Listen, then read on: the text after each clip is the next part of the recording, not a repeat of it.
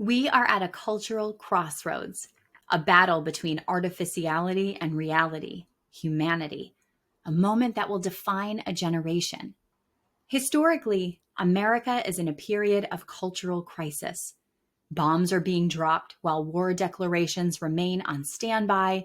The value of a dollar is questionable at best, and every institution in the country reeks of casual villainy. If you're a millennial, you too came of age at the onset of the crisis. Welcome to adulthood. Here's your six-figure debt and a sinking dollar that won't save you. Good luck. We haven't yet seen an upswing, and so of course we collectively feel terrible. The flavor of your terrible might include hints of hope or apathy, but it's there, under the skin, roiling within us all. A quiet mosh pit in which we're waiting for someone's nose to break. And the current Oval Office squatter, don't get me started. Meme culture at its most profoundly grotesque. And what's worse is that I fear we're not done electing meme politicians. Yuck, huh? Millennials have fought and scraped for every damn thing we've achieved, just like we learned to do from our Gen X parents, assuming you were lucky enough to have parents, at least one, who gave a shit. I did, and I will be forever grateful to them both. But the circumstances in which we fight and scrape are different. The culture is different now than it was 30 years ago in America. What changed? Too much? Not enough? I go back and forth on this. On the one hand, the federal government still hasn't learned the meaning of the words freedom and diversity and really likes trampling on the Bill of Rights, the bastards, which seems quite regressive indeed and demands a whole lot more bodily autonomy and far fewer laws controlling the body. A topic for another day. On the other hand, however, we've innovated ourselves into plastic food and lifestyle-driven system dependency. Oh, where to begin? The millennial generation has, up to this point, lived through part of the cultural unraveling and has spent our entire adulthood mired in crises. However, as the seasons change, so too does culture.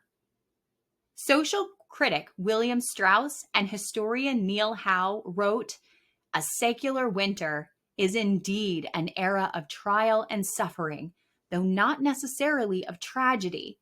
Though it can produce destruction, it can also produce uncommon vision, heroism, and a sudden elevation of the human condition." Historically, this means we're coming to a turning point, which will usher in a cultural high. Preserving humanity and nature, preserving reality, the diversity of our unique stories is the best way to usher in the arts renaissance during the high, and we're already seeing it in action. Ted Gioia writes The Honest Broker, a newsletter born of his expertise in the music and arts industries, and recently shared in an article titled "Audiences Prove That Experts Are Dead Wrong." Many of the dominant digital trends are causing great harm, but they are unsustainable, so they will reverse. Things will get better, and that will happen even though the forces aligned appear to be huge, so much so that many have given up hope. The return of long-form art, the return of human creation is happening quietly behind the scenes and reaching real people outside of algorithms and meme culture and doom scrolling.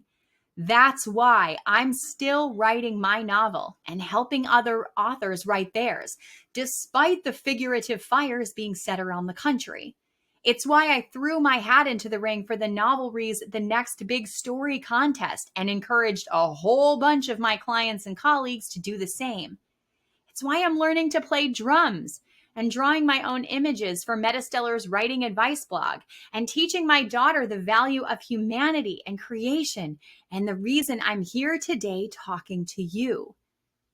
It's also why I'm seeking out and following the careers of other millennial artists, Like Amanda Littman, who wrote When We're in Charge, a no bullshit guide for the next generation of leaders on how to show up differently, break the cycle of bad boomer leadership, and navigate the changing demands of those in power and the evolving expectations people have of their workplace. And folks like Jika Peter, whose coming book, Think Bait, is about reclaiming not just the act of writing, but the act of thinking, about fighting for nuance, for connection, and for meaning. Bringing humanity back to the forefront of culture seems to be the millennials' charge, and I'm here for it. Millennials, like the turn of the century GI generation before us, are a generation of heroes. Whether or not you choose to use that word to describe yourself, let's face it, you're on a quest of one kind or another, carrying the torch, working hard to right the wrongs blocking your way. I'm thankful to bear the weight of the crisis period so my daughter can come into her adulthood during the high and express herself as freely and artistically as she damn well pleases. I know which path I'm taking at the crossroads. Do you?